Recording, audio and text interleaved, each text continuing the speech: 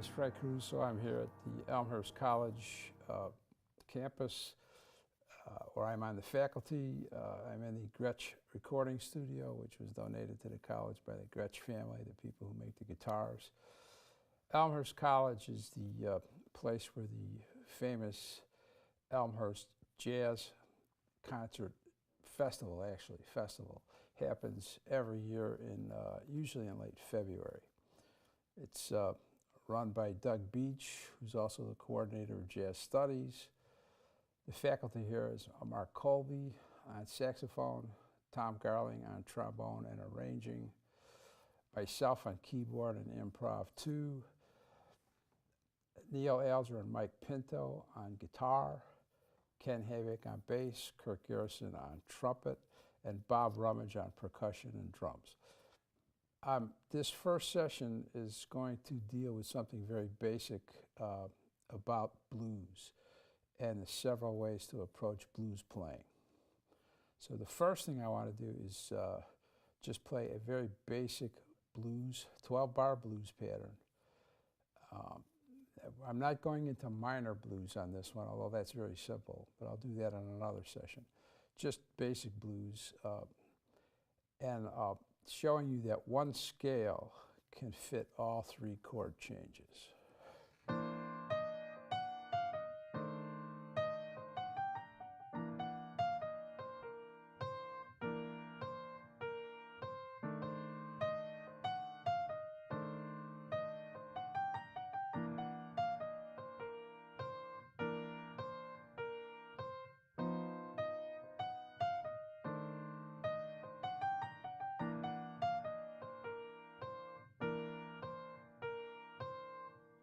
So for some of you, this is very basic information which may or may not be helpful for you, but some of you have students who are starting to improvise. I highly recommend this as a starting point, simply because we can use one scale for all 3 chord changes. In my opinion, it's wrong to get improvisational students into theory so heavy that they lose sight of the fact that all we're trying to do is get them to discover how they want to sound. Blues is a very excellent tool for that, especially if you use the one scale approach. So we have one basic scale that we're saying will fit a C7th, an F7th, and a G7th.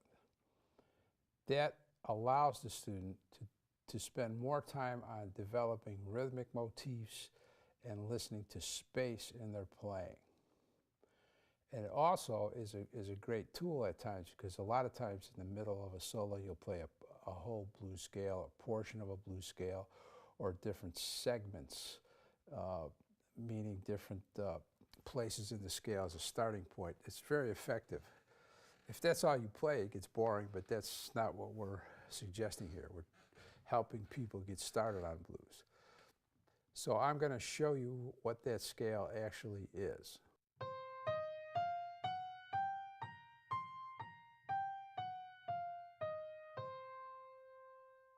Now, looking at the scale I just played, it seems like it's the root, the minor third, the 4th, the sharp 4 or flat 5, the 5th, and the lowered 7th, and then back to the root again. Some people use the major 7th as a passing tone, which is fine.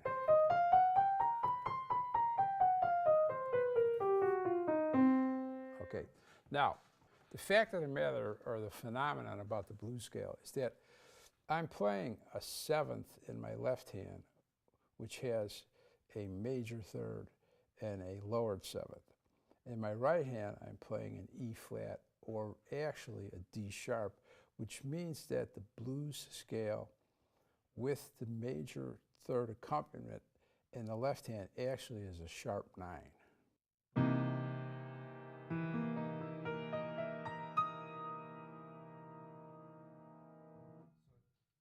It's really not a minor scale, even though by itself it sounds like it. When you use the major 3rd accompaniment in the left hand, that minor 3rd becomes a sharp 9. And that's the thing. That's the only place where you can really do that. Play a major third in the left hand and a minor third in your improvisation, unless you're playing a sharp 9, where that won't sound terribly dissonant. So what you want to do is you want to practice playing on the blues scale just using the notes in the blues scale. Now again, I'm going to repeat myself.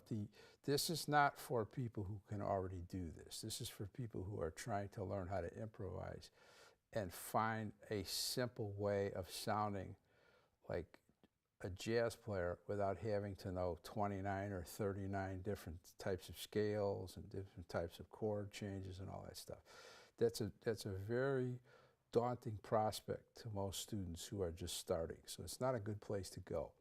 Plus, if you really think about it, historically, blues was one of the basic vernaculars of jazz. It really was a basic tool for expressing jazz. So I'm going to play some patterns just using the blues scale now.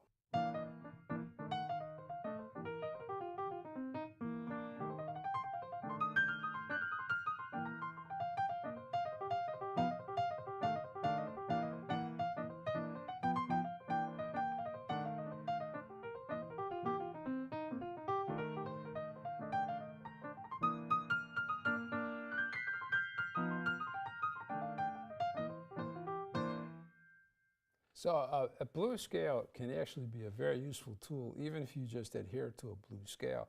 But most musicians will switch or alternate between a blues scale approach to playing and a Mixolydian scale approach to playing. And what it does is, to the ear that doesn't detect that it's a sharp 9, it sounds like you're switching from a minor mode to a major mode, which kind of is what you're doing, but not really purely technically. So what I'd like to do is show you examples of Mixolydian scales in case you don't know what those are. A Mixolydian scale is the 5th mode of a major scale. So that means if you play, say for instance, a C scale starting on G, it'll just be G, A, B, C, D, E, F. There won't be an F sharp in there.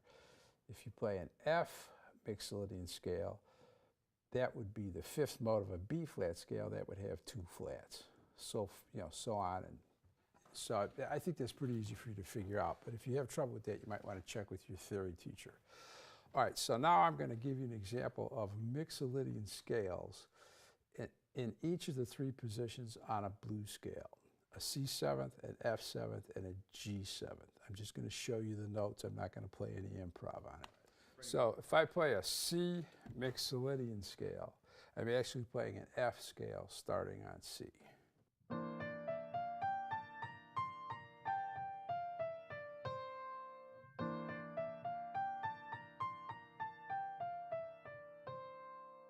That's a C Mixolydian scale. Now an F Mixolydian scale is going to actually be a B flat scale starting on F.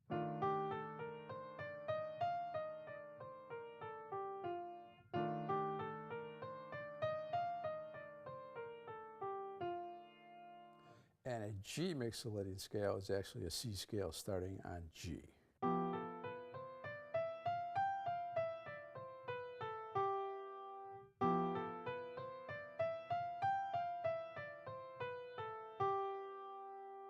So at any point in a blues, 12-bar blues pattern, I can play either the original blues scale or the Mixolydian scale.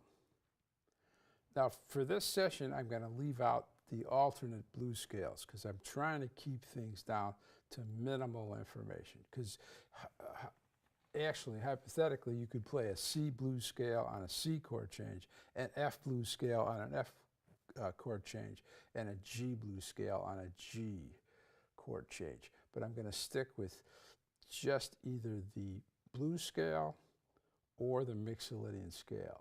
I want you to listen to how that sounds.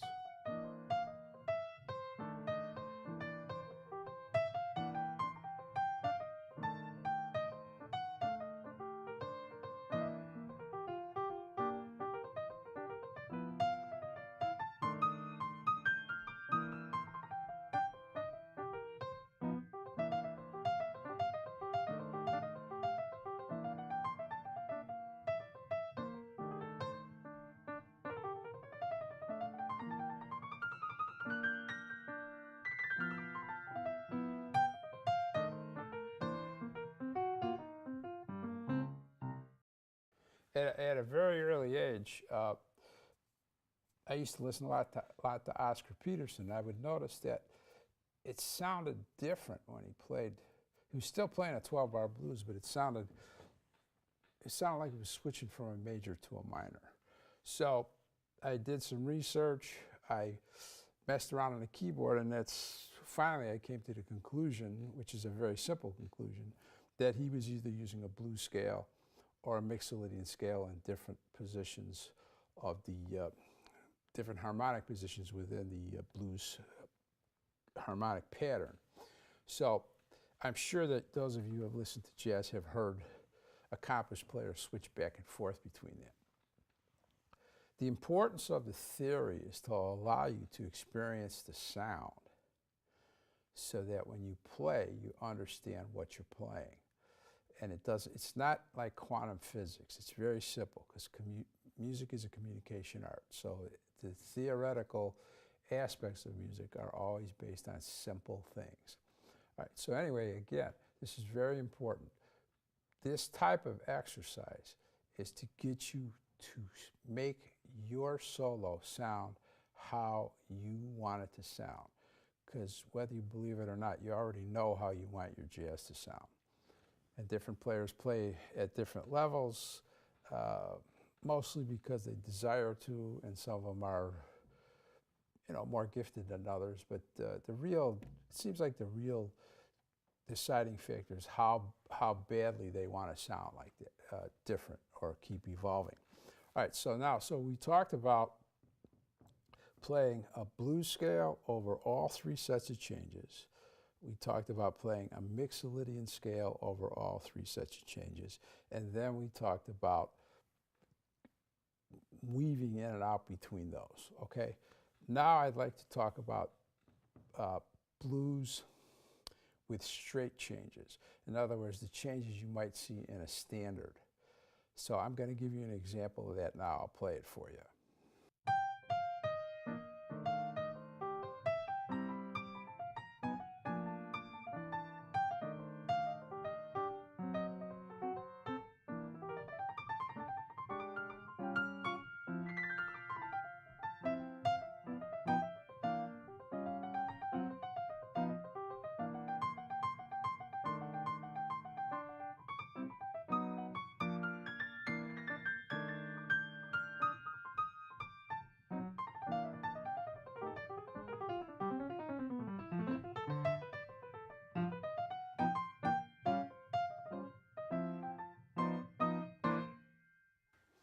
Okay, so that set of blues changes sounds a little more complex.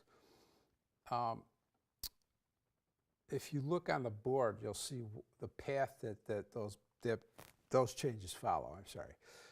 So what I've done is in the third and fourth measure, I've done what we call a 3-6-2-5 progression into F, which is in the fifth measure on the next line. When you look at the diagram, you can see that.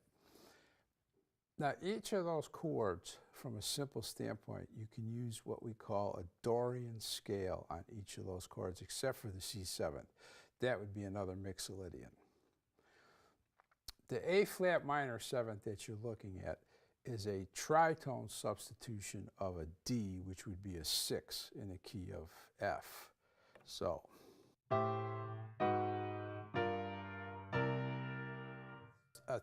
a 3-6-2-5 would sound. So the A-flat minor 7th is a little more, it sounds a little nicer. Okay.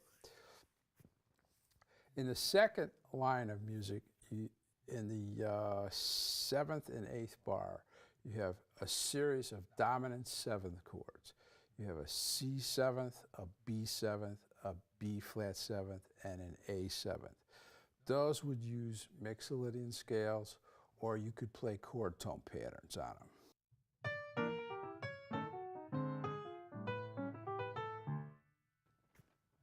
I'll play that for you again.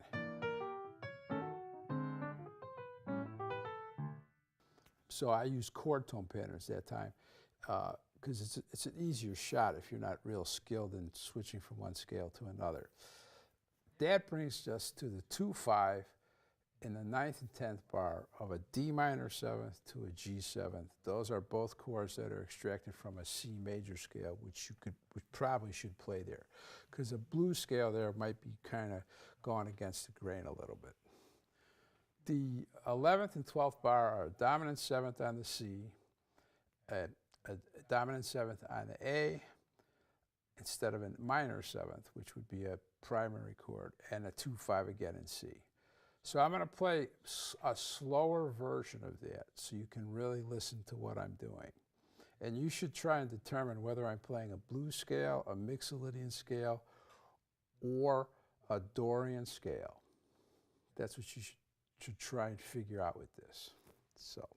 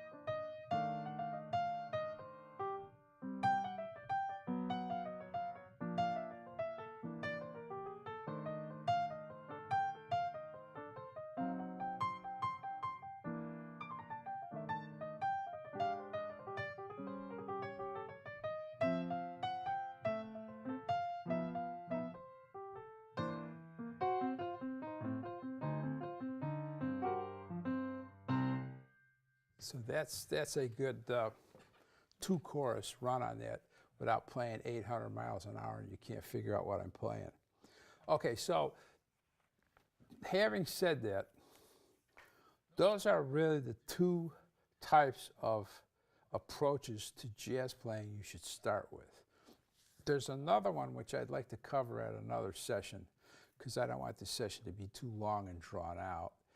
And I want you to get locked into the musical examples, which will all be shown on the board. The next type of blues playing is Byrd Blues, which deals with a lot of 2-5s going around the circle of force. But I think we should stick with what we have right now to get you started on blues. And also to be able to make changes, because any of the things that I told you about playing blues can be applied to other types of changes other than blues. So I hope you benefit from this. Basic blues patterns are in my book, Piano Improvisation, which is available online at learnpianoimprovisation.com. So that's learnpianoimprovisation.com, no caps. And I'd like to thank Mike Jeffers for the opportunity of having this included in his Chicago Jazz Magazine digital edition. So good luck. Hope it all works out for you.